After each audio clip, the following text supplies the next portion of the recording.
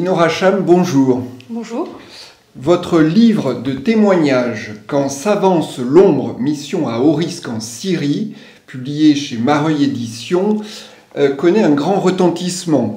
On vous voit sur les plateaux télé, journaux, radio, la femme officier de renseignement, la Syrie au moment de la bascule dans la guerre civile, la mission de l'ONU au cœur des Katibas rebelles et de l'armée syrienne, la négociation avec Al-Qaïda. Vous qui êtes officier d'active et qui avez choisi ce nom, Enora Cham, pour préserver votre anonymat, est-ce que ce n'est pas raté compte tenu de la couverture médiatique de votre ouvrage? Non, c'est un choix personnel pour ne pas avoir mon nom, exposé, mais revenons 2 secondes sur l'aspect officier de renseignement. J'ai eu toute ma carrière, j'ai travaillé en tout cas une bonne partie de ma carrière dans des grandes organisations internationales comme les Nations Unies et d'autres, toujours sous mon vrai nom et toujours à des postes officiels d'officier de renseignement. Toujours. Donc c'est par pur confort pour moi. Et puis ce titre, enfin je veux dire, ce pseudonyme représente quelque chose pour moi. Voilà la raison. Donc mon anonymat n'est que pur confort pour moi, parce que voilà, c'est tout, c'est un choix. Ok. Alors vous avez été observatrice dans une mission de l'ONU il y a 10 ans en Syrie, l'une des plus violentes qu'aient dû accomplir des observateurs sans armes. Vous en faites un récit hallucinant au cœur de cette Syrie que vous aimez tant. Et vous côtoyez la mort, vous échappez à la mort. La foule et les médias vous suivent pendant votre mission. Comment revient-on indemne psychologiquement de ce que vous avez pu vivre là-bas? Alors tout dépend de ce que vous voulez dire par indemne. Abîmé, pas forcément, mais toutes les missions vous changent. N'importe quel militaire qui part sur le terrain pour une opération extérieure revient un petit peu différent, toujours un petit peu différent. Il a appris des choses, il a vu des choses différentes. Alors parfois très très différents, parfois trop différents. C'est sûr que ce genre de mission, il faut la digérer quand même. Mais si vous me permettez, le but d'écrire ce livre pour moi était double. L'un, c'était ce que vous venez de dire, et l'autre, donc de raconter la Syrie et quelque part de terminer ma mission par loyauté pour les Syriens que j'ai tellement aimés, que j'ai eu vraiment l'impression d'abandonner. Mais c'est aussi pour discuter des blessures psychiques, comme vous avez sans doute constaté. Je raconte ma propre expérience parce que je souhaite qu'elle puisse peut-être aider d'autres, peut-être permettre à d'autres d'identifier les mêmes choses et trouver des solutions. Et surtout, qu'ils comprennent bien, que l'on comprend bien qu'on en guérit des syndromes post-traumatiques. Et tout ce livre, en fait, explique que parce que j'en ai guéri plusieurs années avant, je trouve des outils psychiques qui me sont propres et qui m'aident à tout traverser. En tout cas, ce que vous avez dit, la mort. Quand il s'agit d'abandonner des vivants, c'est une toute autre digestion. Celle-là, elle se passe plus difficilement, évidemment. Mais donc, on revient changer, on revient pas forcément démoli ou détruit. Tout dépend des ressorts psychiques qu'on a réussi à mettre en place pour ce type de choses. On va en parler. Votre passion pour la Syrie, elle remonte à 2004, alors que vous êtes capitaine dans l'armée de l'air française. Vous allez naviguer rapidement entre Jordanie, Syrie, Égypte, Liban. D'où vous vient cette passion pour le monde arabe ? Eh bien, c'est la question que même dans ma famille on m'a souvent posée, puisque dans ma famille personne ne s'est jamais intéressé au monde arabo-musulman. Bon, j'explique un peu dans tout le début du livre les ressorts que j'ai. Moi, c'était l'aventure, donc j'ai identifié le Moyen-Orient à tout un tas d'aventures. Anne Sinclair a joué un rôle avec 7/7. Voilà, et ça a nourri mon imaginaire. Pour moi, c'était la liberté, l'action, l'aventure, la connaissance. Voilà. Le lieu où ça se passe. Le lieu où ça se passe. Maintenant, pourquoi n'ai-je pas choisi l'Afrique ou l'Asie? Je ne sais pas. Peut-être les lectures aussi. Laurence d'Arabie. Et être une femme dans ces pays n'est pas toujours un désavantage. Vous l'expérimentez lors de vos missions pour l'ONU, lors notamment de l'organisation d'un match de foot qui est organisé pour adoucir les relations tendues avec le Hezbollah au sud Liban. Comment est-ce que les femmes peuvent prendre l'avantage sur un terrain de foot? Ah ben là, c'était le cas extrême, on va dire, puisque c'était avec des jeunes du Hezbollah. Et j'avais une très bonne amie qui était une camarade, Greta, qui était une très belle jeune femme norvégienne blonde, et qui donc s'est lancée dans le match. Elle avait des enfants et un mari qui joue au football, donc elle s'est débrouillée très bien. Et en fait, à elle seule, elle a gagné tout le match, parce que le Hezbollah n'a jamais voulu la toucher, ni l'intercepter, ni faire quoi que ce soit. Donc c'était désopilant, et puis moi je jouais les pom-pom girls à côté, désopilant. Bon, et ils ont voulu rejouer le match, et ça s'est pas passé pareil la deuxième fois, et c'était vraiment très très drôle. Et ils ont été un peu la risée du Liban Sud, de cette fait battre par une femme, hein. Et donc on a rejoué ce match et le Hezbollah a gagné. Et alors, au-delà de cet épisode, dans les missions, c'est aussi avantageux, enfin, ça permet des choses que, on va dire, est-ce que ça permet de mieux naviguer dans cet univers-là? En tout cas, auprès des populations, oui. Oui, ça m'a ouvert beaucoup plus de portes que ça ne m'en a fermé. J'ai accès à beaucoup plus de monde, j'ai accès aux femmes, j'ai accès aux enfants. Ce qui est important, c'est d'être une femme mais en uniforme, puisque je suis aussi un combattant, je suis aussi là. Ils sont assez reconnaissants du fait qu'on s'expose aussi. Hein. Dans cette mission, on était très exposés, les gens le savaient bien. Et ça me donne aussi accès aux hommes blessés, aux hommes qui souffrent.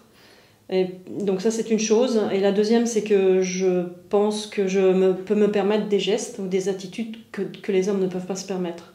Toucher les gens, les prendre dans mes bras, leur dire certaines choses. Un homme ne pourrait pas le faire. Je raconte un épisode où tout le monde est très traumatisé, les soldats sont très traumatisés dans les corps de leurs camarades, et en fait moi je caresse les couvertures, je caresse les corps pour redonner de l'humain et de la douceur en fait. Et il n'y a qu'une femme en fait qui peut se permettre ça, et c'est bien pris, et c'est très bien, ça surprend, mais c'est très bien pris, ça passe tout seul.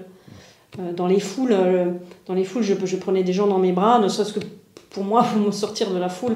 Et donc ça me permet plus de gestes et ça me permet de voir plus de choses que les autres. Alors, venons-en à votre mission. En 2011-2012, vous êtes en poste aux Nations Unies à New York. Vous observez les printemps arabes déstabiliser le Caire, Tunis, et puis l'opération franco-britannique en Libye qui va fâcher la Russie. Est-ce que vous pouvez resituer un petit peu le contexte, notamment au niveau de ce qui s'est passé au Conseil de sécurité? Pour les printemps arabes? Pour l'opération libyenne et les conséquences que ça aura pour la Libye du point de vue de la Russie. Alors, oui, les printemps arabes gagnent toute la région. On sait, il y aurait beaucoup à dire hein, sur les printemps arabes, les mises en scène, le narratif et bon, bien des choses. Pour la Libye, c'était un peu différent parce qu'il s'est déroulé une guerre ensuite, hein, enfin une intervention en tout cas. Alors moi, je ne peux pas vous dire ce qui se passait dans les lieux clos du Conseil de sécurité entre les ambassadeurs, mais j'étais en poste aux Nations Unies où j'avais un rôle d'analyste sur le Moyen-Orient et ce que je pouvais voir, c'était la communauté internationale qui était très très très méfiante de cette mission. Alors, les Algériens notamment qui disaient surtout n'allez pas casser ce pays, les conséquences seraient terribles en Afrique, les arsenaux sont considérables, si ça part dans la nature on ne les retrouvera pas, il y en aura dans tout le Sahel. Les pays étaient très très inquiets et ça a été vécu comme une brutalité. Donc les ambassadeurs ont fait leur métier, ils ont fait ce qu'on leur demandait de faire et ils ont négocié ce qu'ils avaient à négocier. Ça a été vécu comme cette résolution a été arrachée avec pas mal de brutalité. Donc à la communauté internationale, à l'ONU. Je pense que ça a eu effectivement, ça a fâché les Russes qui, sur le moment, n'ont pas mis leur veto et l'ont sans doute regretté après, pour le coup. Ils se sont sentis trahis parce que le mandat est allé l'action est allée très au-delà du mandat qui avait été accordé. Et c'est de ça dont souffre ensuite la Syrie. C'est-à-dire qu'ensuite, les Russes sont tellement fâchés de cette affaire-là, ils se méfient tellement des mandats qu'on va leur faire voter. Ils sont par ailleurs alliés de Bachar el-Assad. Et du coup, bloc veto sur veto, et la Syrie va en mourir, en fait. Alors, justement, vous qui connaissez la Syrie sur un temps long, vous décrivez très bien l'évolution du régime de Bachar el-Assad. Vous qui l'avez connu timide et incertain de son pouvoir, comment Bachar a-t-il fait pour s'imposer? Vous décrivez ce que vous voyez dans la rue, des affiches. Je décris mon ressenti. Je pense que Bachar n'était pas un tendre quand avant que son père ne meure. Son père l'a mis aux affaires sur le dossier libanais. On peut difficilement faire plus dur en Syrie que de travailler sur le dossier libanais. Moi, je l'ai senti en difficulté au moment de l'affaire Hariri. Et je me suis posé beaucoup de questions. Alors, au moment de l'affaire Hariri, qui a déclenché, qui a fait l'attentat, je ne sais pas. Visiblement, tout le monde regarde à la Syrie. Et quand on dit la Syrie, qui en Syrie? Quel service? Est-ce que c'est vraiment Bachar? Est-ce que c'est d'autres services? Bon, je ne sais pas. Mais en tout cas, se déroule ensuite à Beyrouth une série d'attentats qui, au bout d'un moment, interpellent parce que le seul à qui ça nuit le plus, enfin celui à qui ça nuit le plus, c'est quand même Bachar. Donc on se dit que se passe-t-il dans ce régime? Moi, ce que je raconte, c'est la perception que j'ai. Et vous avez raison, j'ai vraiment la perception qu'il est très incertain, fragile dans son pouvoir, mais même fragile. Je raconte les posters, en fait, toute la série des posters que je vois changer presque en 10 ans en Syrie. Et où à la fin, au début, il a l'air tellement peu sûr de lui. C'est peut-être une simple interprétation de ma part que sur les posters, vous avez toujours son père à côté de lui, son père mort qui apparaît toujours à côté de lui, comme pour lui donner une assise. Son père était effectivement l'un des plus grands leaders qu'ait connu le Moyen-Orient. Et puis il y a son frère, le frère décédé, un peu le fantôme, celui qui aurait dû être le président, mais qui était très populaire, très playboy. Et donc, vous avez l'impression qu'ils sont là pour donner une assise à Bachar, surtout au moment de l'affaire Hariri. Et puis, la Damas en est recouvert, la Syrie est recouverte de ses posters, de ses vignettes. Et puis, je vois les choses changer. Et autant il me paraît fragile à cette époque-là, autant, quelques temps plus tard, en 2010, je vois un gigantesque poster de Bachar. Gigantesque, c'était vraiment une sorte de hall cathédrale.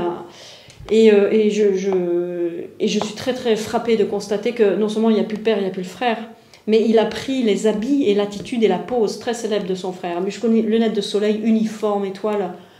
Et je me dis, mais qu'est-ce qui se passe? Et je vois ce poster au cœur d'un état-major syrien, dans le Golan. Et les choses ont changé quand même. Et puis, quelques temps plus tard, les révolutions arabes commencent, que vous venez de mentionner. Et là, ces genres de posters disparaissent, et puis il a une tenue civile, très urbaine, d'ailleurs il vous ressemble, c'est un costume qui ressemble beaucoup au vôtre. Voilà, je vois des changements comme ça, et les autres posters ont disparu. Et d'ailleurs, j'ai constaté très récemment qu'il y avait une nouvelle sorte de poster de Bachar, mais ça m'a échappé, je l'ai juste vu du coin de l'œil à la télévision. Voilà, moi, c'est ce que je constate, et j'ai l'impression qu'il change vraiment d'assise et de position.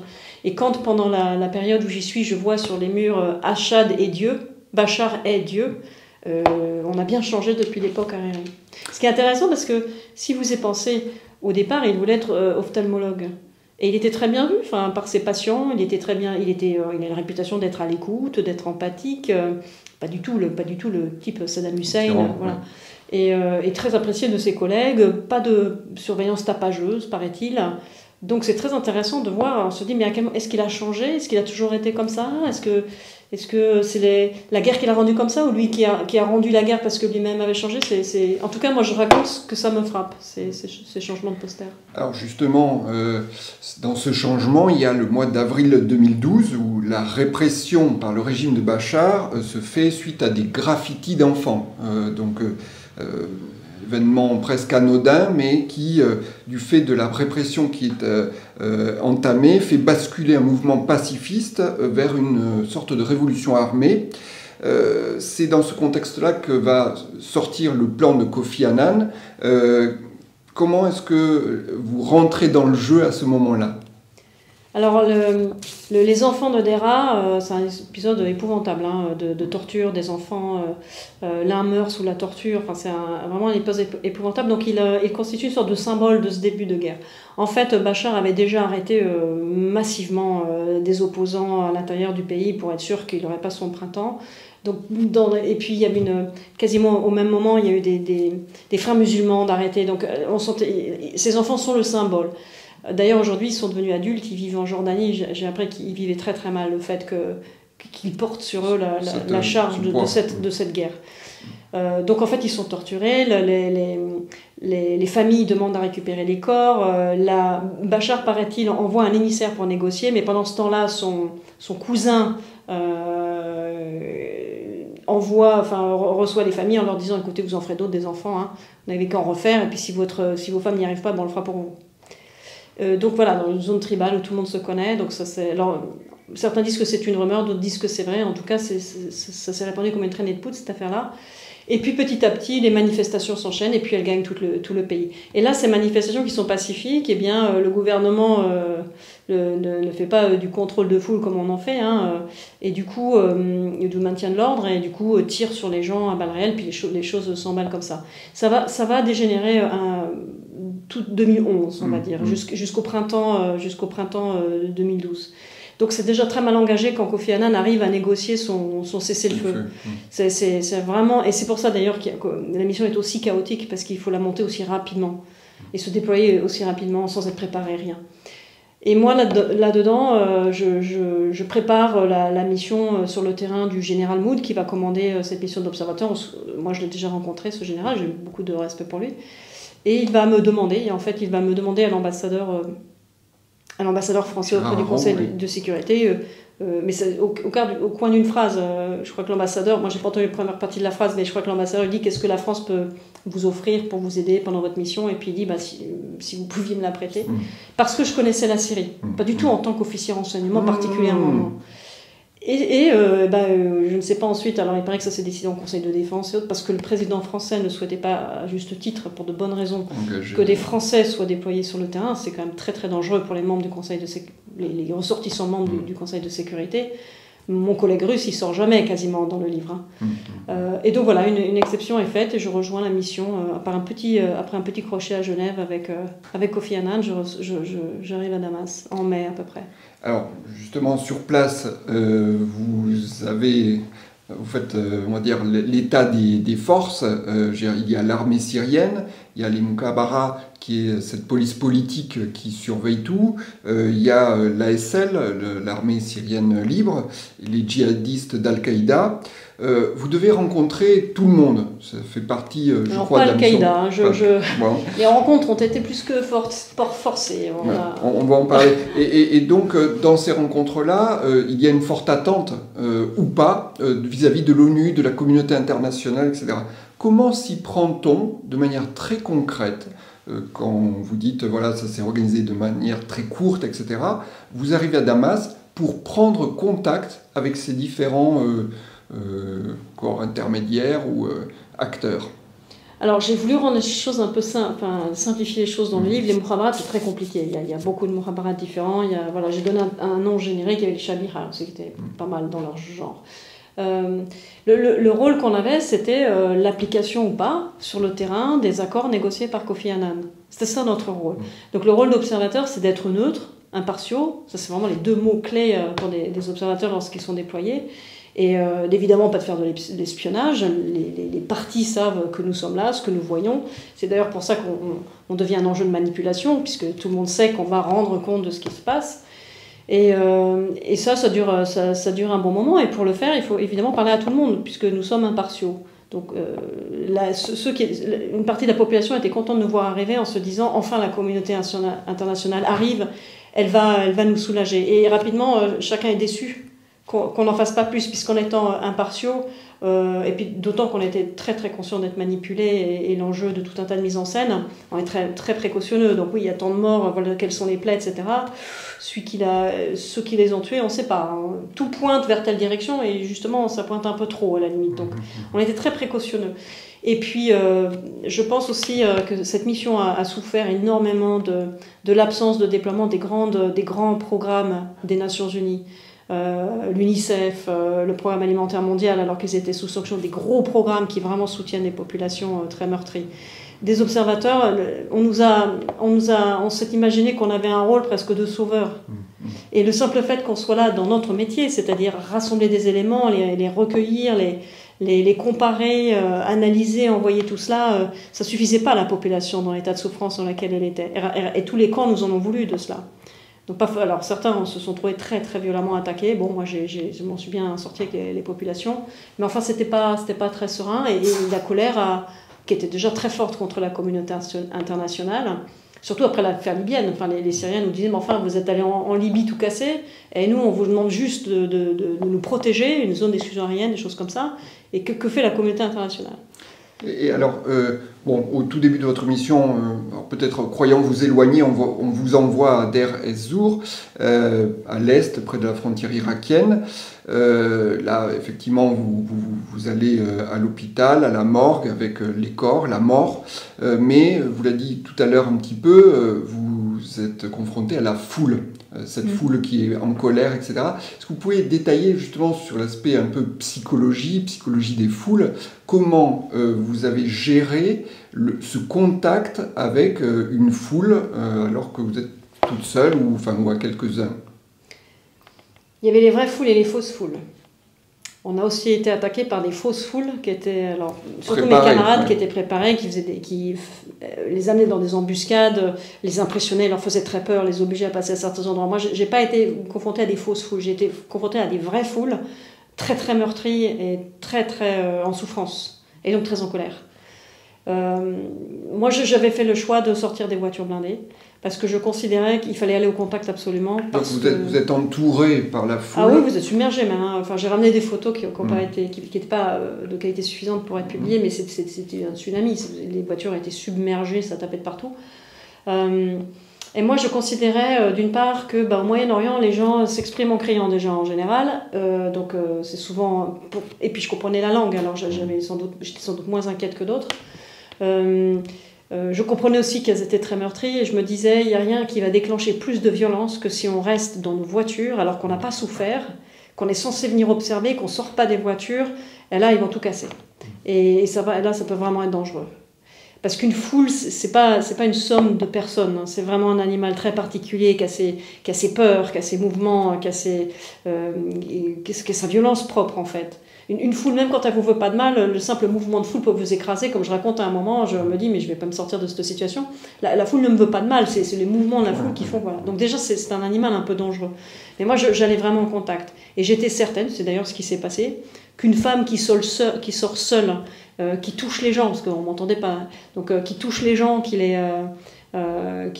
attrape, qui montre de l'empathie, qui montre de l'humain, qui essaie de les suivre, voir ce qu'ils veulent me montrer. Et puis petit à petit, commencer à marcher.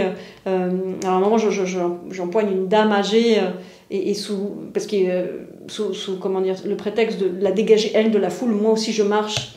Et quand vous commencez à marcher, ça calme les gens autour de vous, ils essaient déjà de ne pas trébucher, ils se calment, ils font une sorte de petit espace autour de vous, et puis il faut toujours marcher en fait. Oui, vous dites de ne pas rester statique. Il ne faut jamais s'arrêter, parce que le truc se referme. Donc il faut continuer à marcher doucement, très gentiment. Le moindre contact d'une foule comme ça, le moindre mouvement d'humeur, la moindre agressivité prend une ampleur considérable, elle est contagieuse. La peur est contagieuse, la colère est contagieuse, donc il faut avoir autant d'empathie que possible avec cet animal bizarre, de respect. Et moi, je sais que, alors là, pour quelques camarades arabes sortaient, parce qu'eux comprenaient ce qui se passait, et notamment les Jordaniens. J'ai un collègue jordanien qui sort aussi, parce qu'il comprend les Syriens, il comprend la langue, il peut leur parler. Et moi, je faisais ce choix-là. Mais oui, alors là, ça pouvait être impressionnant, oui.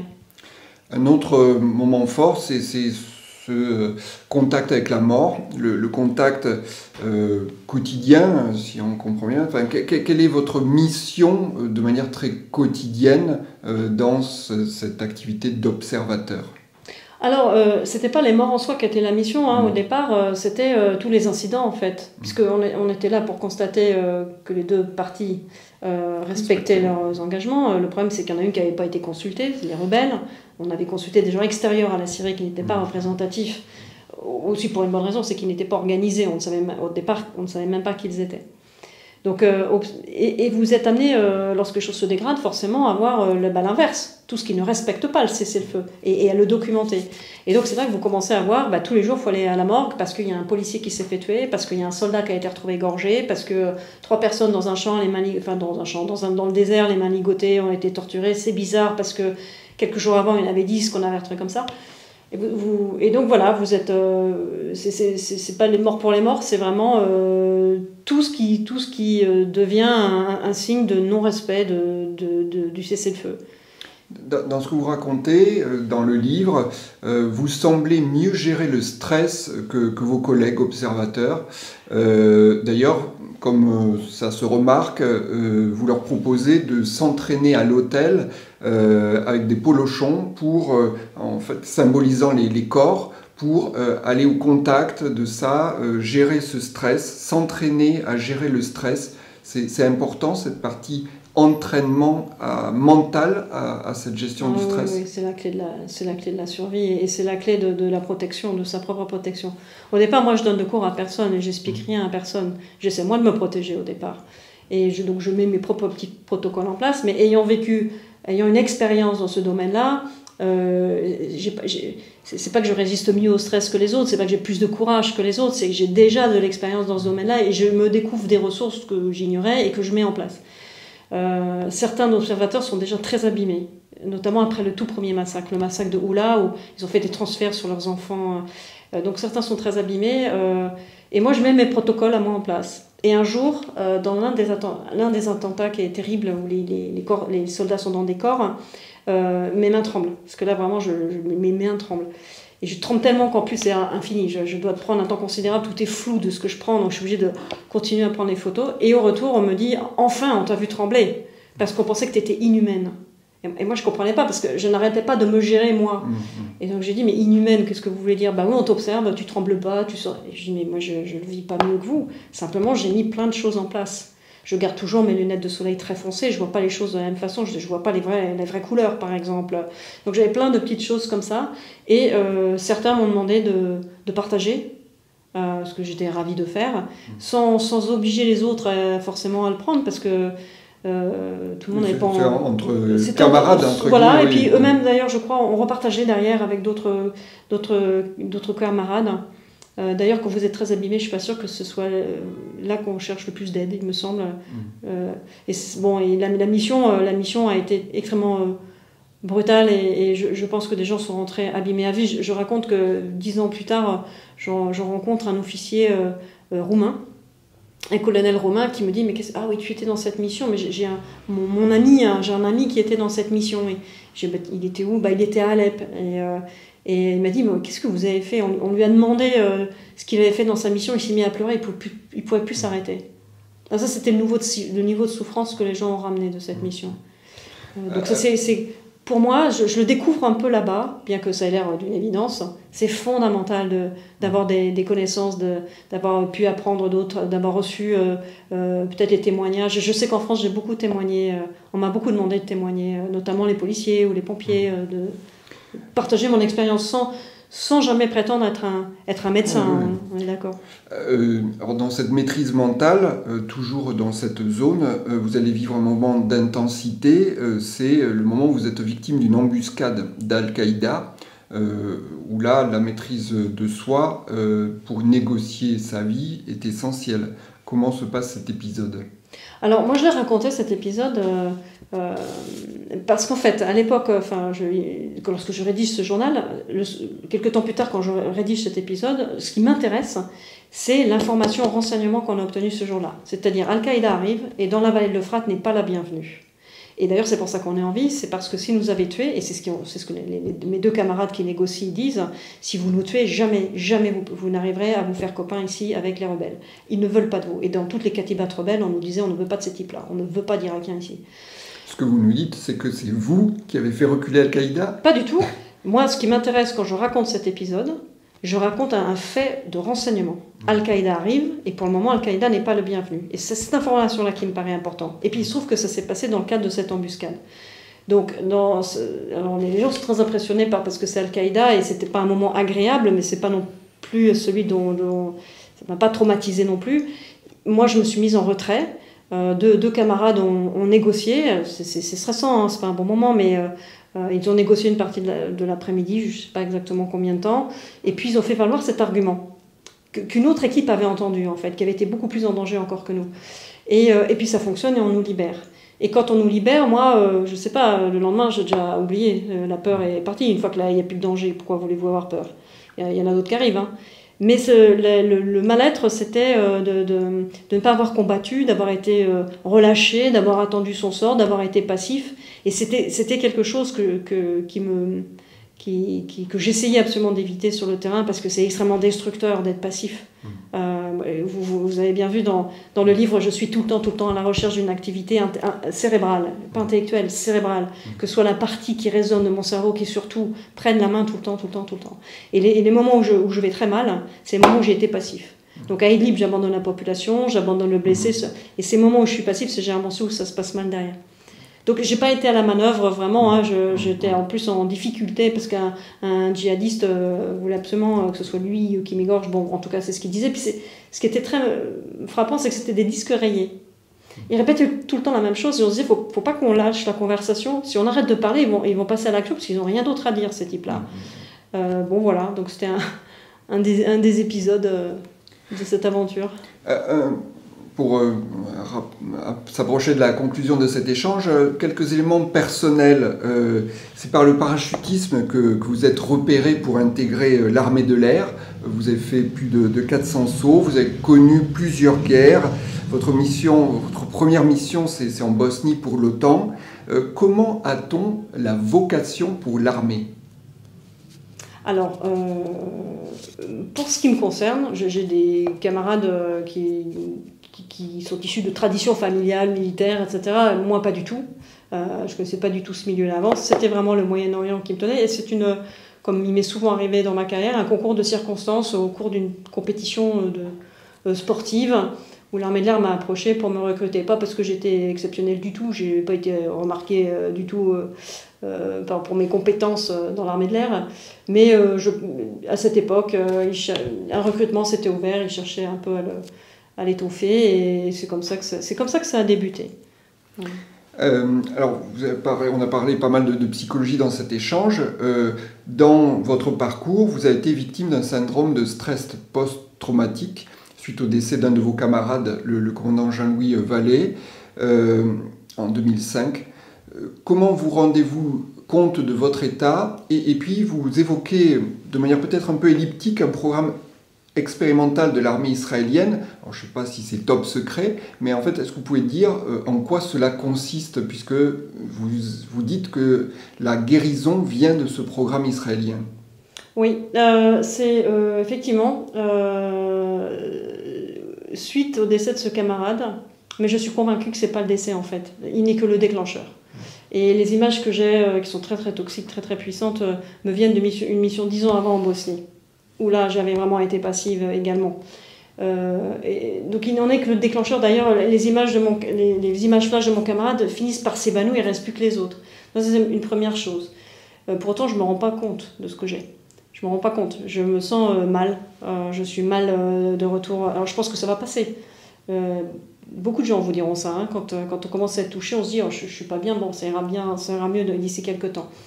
Je suis mal quand je suis avec des groupes, j'ai plus envie que d'être seule. Quand je suis seule, je ne supporte pas. Enfin, je suis tout le temps mal. J'ai mon cerveau qui fait du bruit. Enfin, je décris vraiment dans le livre ce que je ressens. Oui, parce que je pense que ça peut aider des gens ça peut parler à des gens qui ressentiraient la même chose. D'ailleurs, je change de style de ce que j'écris pour qu'on puisse comprendre ce que je ressens. Et coup de chance également.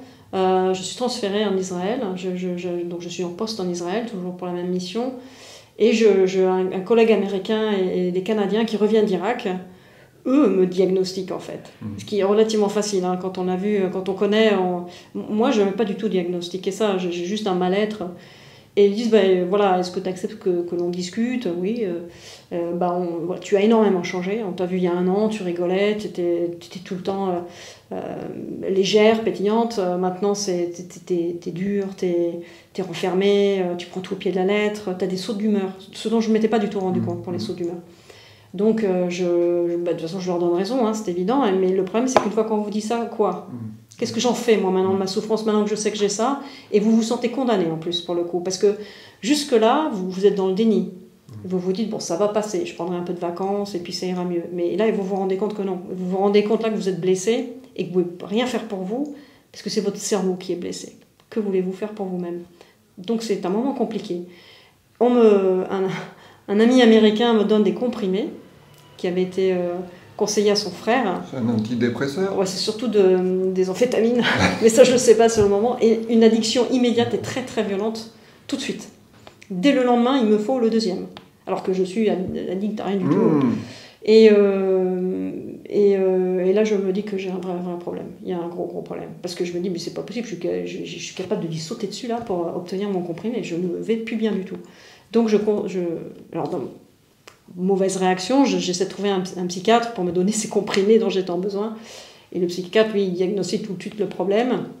Et grande chance, me dit, mon épouse, je crois que c'était son épouse, ou ma collègue, mais je crois que c'était son épouse, et psychiatre dans l'armée israélienne. Ils ont développé un nouveau programme pour les soldats israéliens parce qu'ils se sont très lourdement plantés sur une autre méthode et ils ont perdu en fait leurs soldats. Ça a fait plus de dégâts qu'autre chose. Ils ont complètement changé le programme et il y a quelque chose qui va s'ouvrir. Alors, vous voyez, vous allez faire une séance et si à la fin de la séance, vous pensez que c'est pas utile, je vous donnerai les comprimés.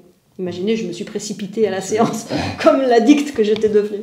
Et miraculeux. C'est-à-dire, je sors un peu cotonneuse, toute flottante, plus d'addiction, en une séance, terminée. Me sentant très bizarre, là, pour le coup, flottante, cotonneuse. Et par la suite, toutes les séances qui vont suivre, je raconte, j'arrête de prendre ma voiture, j'ai l'impression d'être ivre. D'être sous quand je quitte les... Ces séances, sans rentrer trop dans le détail, c'est de la psychologie. Je pense que c'est un mélange de PNL, c'est un mélange d'hypnose ericksonienne, c'est un mélange de beaucoup de méthodes somatiques, combinées, et que je suis en train d'essayer de retrouver d'ailleurs pour nous en France. Et puis, mais c'est surtout, si je le raconte, c'est pour bien expliquer aux gens que non seulement chaque séance, alors c'était un plaisir les séances, on n'était pas du tout à raconter son traumatisme, au contraire, on reconnecte le cerveau avec le corps, et ils avaient mélangé très habilement ces méthodes-là. Et non seulement ça, je suis partie quelque temps, alors on aurait dû faire des séances de groupe, et puis moi je suis partie avant, quelque temps, donc j'ai ressenti un bienfait pendant des années. J'avais l'impression d'avoir le cerveau beaucoup plus neuf, beaucoup plus frais, beaucoup plus pendant longtemps, et puis je pensais que ça s'arrêtait là. Il m'avait quand même dit qu'il voulait me filmer un moment, ce que j'avais refusé, en me disant vous avez un instinct de survie hors norme. Vous développez des outils mentaux hors norme. Et je n'avais pas compris ce que ça voulait dire. Moi, je n'avais pas compris. Et c'est une fois en Syrie que là, j'ai réalisé que je développais des tas d'outils psychiques pour me protéger. Et je l'ai fait au début juste pour moi, sans vraiment comprendre, juste en me disant mais pourquoi est-ce que j'arrive à trouver des... Enfin, c'est pas mal, ça m'aide. Et au bout d'un moment, je me dis mais c'est carrément vital en fait. Parce que là, tu peux vraiment revenir très, très abîmé. Enfin, je voyais les autres dans l'état dans lequel ils étaient. J'ai vu des observateurs recroquevillés sur leur lit comme ça, tout crispés, en ayant mal dans toutes les articulations. C'était ce traumatisme. Je raconte plusieurs scènes pour que les gens puissent comprendre. Et donc, c'est là que j'ai commencé à échanger, à réfléchir là-dessus, à me faire transmettre des fiches de médecins légistes par des commandos français qui avaient des médecins avec eux, mon fil de vie qui m'envoie ces fiches. C'est pas pour améliorer la qualité de l'analyse, c'est pour que mon cerveau soit toujours en activité, à rechercher, à apprendre. Quand il y a des temps morts, j'apprends. Je vais chercher des camarades qui ont des spécialités que j'ai pas, et je leur demande en explosif, en char, en tout, et en artillerie notamment, et je dis apprends-moi quelque chose, pour que le cerveau continue, pour que ce soit pas la partie émotion qui submerge tout et qui gagne, parce que c'était ça que je voyais chez les autres, pour que tout de suite ce soit le raisonnement, la partie saine, on a aussi besoin de la partie qui gère les émotions, et que la partie distanciée puisse continuer à fonctionner et être toujours à la manœuvre. Et c'est là-dessus que j'ai découvert ça empiriquement. Bon, maintenant je me suis renseignée et je comprends beaucoup mieux ce que j'ai fait, et que j'ai partagé ce que je pouvais, mais j'ai un regret parce que aujourd'hui j'aurais beaucoup plus partagé, j'aurais tout de suite mis des trucs en place, proposé des choses. Là, je le faisais vraiment derrière, entre deux portes, comme ça. Voilà. Et je pense que les gens seront très, très abîmés. Merci Nora Hacham pour ce témoignage très fort. Et évidemment, le livre contient beaucoup plus d'épisodes et d'illustrations de votre intelligence des situations, peut-être grâce à ces techniques. C'est un exemple aussi d'une forme de résilience et en tout cas d'une forme de grand courage. Tout ce que vous propagez, tout ce que vous dégagez, est-ce que vous en faites témoignage ? Je me disais en lisant votre ouvrage que vous pourriez témoigner dans des lycées, peut-être pour parler à une jeune femme de 21 ans qui se poserait des questions sur sa carrière, sur son devenir. Vous avez une valeur d'exemplarité. Est-ce que c'est quelque chose qu'on vous a demandé, proposé, que vous faites ? Non, mais je n'y ai pas pensé. Ce livre est sorti très récemment, je ne m'attendais pas du tout à ce qu'il ait l'écho qu'il a eu. Je me disais, une mission en Syrie il y a 10 ans, des observateurs de l'ONU, bon, je me suis fait plaisir, j'ai fini ma mission, mais ça ne m'intéressera pas. Dans mon milieu professionnel, notamment, je suis assez proche de certains policiers, de certaines unités de police et pompiers. J'ai témoigné dans d'autres cadres un petit peu. Ça les avait beaucoup intéressés. Ils m'avaient demandé si je pouvais écrire. En dehors de ça, ça m'est juste pas venu à l'idée. C'est peut-être tôt. Une suite à cet ouvrage. Merci beaucoup pour votre témoignage. Merci.